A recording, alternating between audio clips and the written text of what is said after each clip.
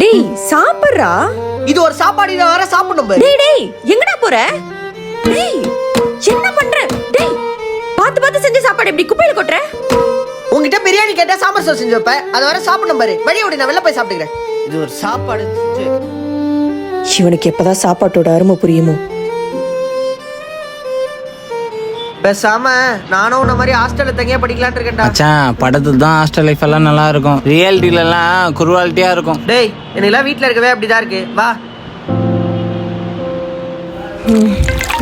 டேய் போன் அடிக்குது பாருடா. போன் அடிக்குது பாரு. ஜோனம். டேய் நான் மேல துணி தான துவைச்சிட்டு இருக்கேன். போன் அடிச்சா யாரும் கூட வந்து எடுத்து பார்க்க மாட்டியா? அட ஒரு டிவி கூட நிம்மதியா பார்க்க விட மாட்டியா? இதுக்கு நான் போய் ஹாஸ்டல்ல தங்கி படிக்கலாம் போல இருக்கு. ஏன் பேச மாட்டே? உனக்குலாம் வீட்டோட அருமை புரியாதுடா. போய் ஹாஸ்டல்ல தங்கி படி, அப்பவாச்சும் புரியுதான்னு பாப்போம். போறேன். வீட்ல நிம்மதியாவே இருக்கு.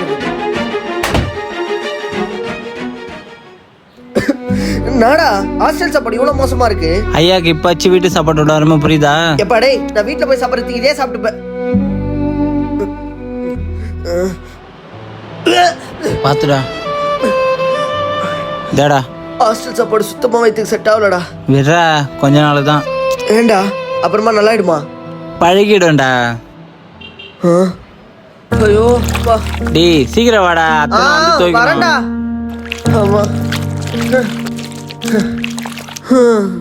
அட அப்பா. எனக்கு இங்கே எதுவுமே பிடிக்கலம்மா. சாப்பாடுலாம் மோசமாக இருக்குது. எனக்கு எப்போ தான் உன் கையில் வந்து சாப்பிடுவோன்னு இருக்குமா. இது ஒரு சாப்பாடு, இதை வேற சாப்பிடணும் பாரு. உனக்குலாம் வீட்டோட அருமை புரியாதுடா. போய் ஹாஸ்டல்ல தங்கி படி, அப்பவாச்சும் புரியுதான்னு பாப்போம். ஒழுங்கா வீட்டுல இருந்திருக்கலாம் போல. இப்பதான் வீட்டோட அருமை தெரியுது.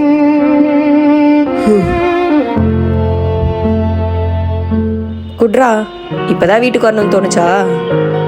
சரி கை கால்லாம் அழிச்சிட்டு வா, நான் சாப்பாடு எடுத்து வைக்கிறேன், சாப்பிடு. சாப்பிட்றா.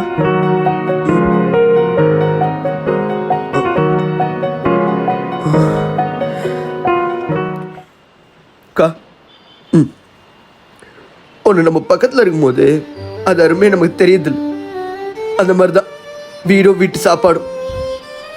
அதை விட்டு விலகி இருக்கும்போது தான் அது அருமையாக தெரியுது. என் தம்பியா இது? சரி சாப்பிட்றா.